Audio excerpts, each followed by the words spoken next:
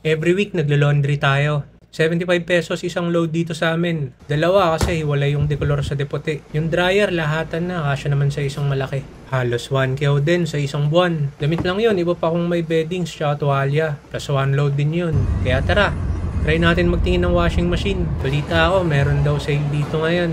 Check natin yung fully automatic na para hassle free. Hanap tayong maganda na makatarungan yung presyo. Ang ganda na ito. Ay, pangit. Eto, sale oh. Pangit din. Eto ba? Oy, Whirlpool. Naka-sale? Yan. Mukhang okay din to, pero medyo pangit pa ng konti. Mas maganda to.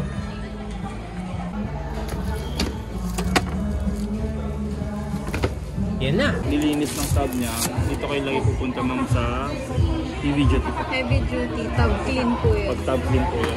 Wala kaming ilalagay na damit dyan. Ang lalagay nyo lang, parang hindi naglalaba, may sabon pa rin. Pero yung sabon na gagamitin May namin, liquid siya pwede na. Tapos lagyan pa rin siya ng softener para medyo mabango naman yung pagkakas. Tsaka suka. baking soda. Yan lang naman po. May warranty naman po, di ba? 1 year. Home service naman to sir. Okay. Setup na natin agad at nung magamit na. Sa loob, kasama na yung water supply hose.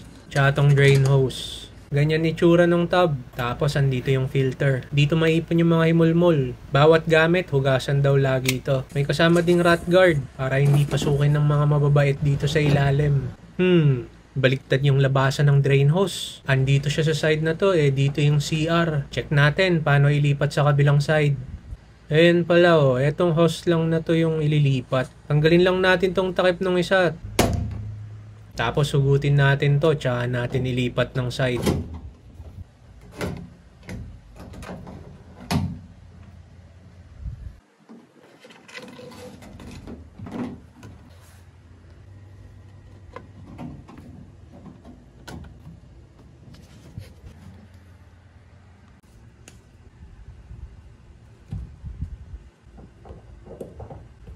Ayan.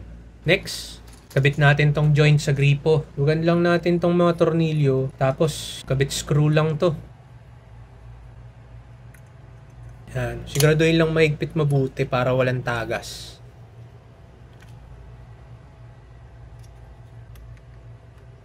Tapos, eto dito.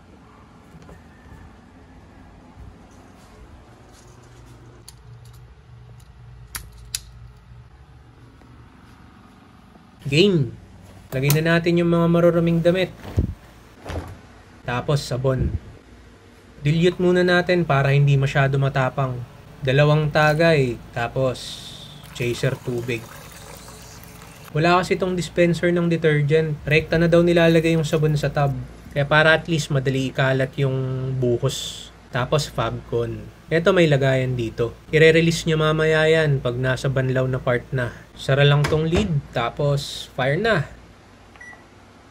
Yung controls, pwede mo iset yung water level kung gaano karaming tubig mo gusto. Pindot lang to para iset. Ito naman, pwede mo piliin yung function. Kung buong wash cycle, gaya niyan nakailaw, yung wash, rinse, tsaka spin. Kung gusto mong wash lang, or spin lang, or wash and rinse lang, walang spin. Kahit anong combination, pwede. Ipindutin lang to para palitan. Kung ano yung nakailaw, yun lang gagawin niya. Tapos syempre, itong mga default na presets niya. Yung normal, heavy, delicate. Sa normal, mga pang-araw na suot, heavy pag mga maong, tuwalya, ganyan. Tapos delicate yung mga lingerie, ganun, mga maninipis. Saktong parang light, medium, heavy mode lang din. May mga advanced settings pa siya sa manual. Pwede bagu-baguhin kung ilang round ng wash, ng rinse, ng spin. Pwede iset kung ilan gusto. Pwedeng gumawa ng sariling program. Pag-aaralan pa lang natin yung mga yan. Pero sa ngayon, dito muna tayo sa normal mode lang. Yung naka-auto lahat. Start na natin. Yan. Susukatin muna ng sensor yung nakakarga sa tub. Tapos, automatic na niya isa-set lahat, pati kung gaano karaming tubig. Depende sa load na damit ng tub. Ayan level 7 yung na-detect niyang water level. Ganong karaming tubig lang daw kailangan. Kakarga na siya ng tubig niyan. Silipin nga natin. Yun. Ay! mag-stop nga pala to pag binuksan yung lead. Kaya nag-wash yan, nasa gitna ng spin. Pag binuksan to, hihinto siya. Ayan o, yung mismong pagkarga ng tubig, humihinto. Hindi siya bawal buksan. Siguro kung nakalimutan mo maglagay ng sabon o Fabcon, okay lang, pwede ihabol. Safety feature lang yung mag-e-error tapos hihinto. Basta stop operation siya pag nakabukas. Basically, yun na yun. Pwede na iwan yan, tutunog na lang pagtapos na. Ayan yung remaining minutes hanggang matapos. Estimated lang yan, hindi siya yung saktong 47 minutes talaga. Depende rin sa water pressure kung gaano kabilis magpuno ng tubig. Kung kailan niya ma-reach yung nakaset na water level, tsaka lang siya mag-start mag-mekos-mekos dyan para mag-wash. Pinanood ko, after 1 cycle ng wash, nag-drain siya. Ayan, may sabon. Tapos nag-start siya ulit magkarga ng tubig. Nang napuno, umikot na ulit. Tapos nag-flush na yung rinse. So, yung default na normal mode, 1 wash cycle lang pala. 2 beses siya nag-rinse, tapos nag-spin na hanggang matapos. Di ko na napansin kung kailan niya pinakawalan yung Fabcon. Malamang doon niya binitaw yan sa gitna ng 2 rinse. Basta meron, ayun, mabango. Tsaka nalaban siya ng maayos Alam ko to ito yung suot ko nagkalikot ng sasakyan. May itim-itim to Tanggal niya. Kahit di nagalawin yung settings, ayos na tong normal mode. Di na rin kailangan pigayin to, rekta sampay na. Magsalawal lang tayo saglit.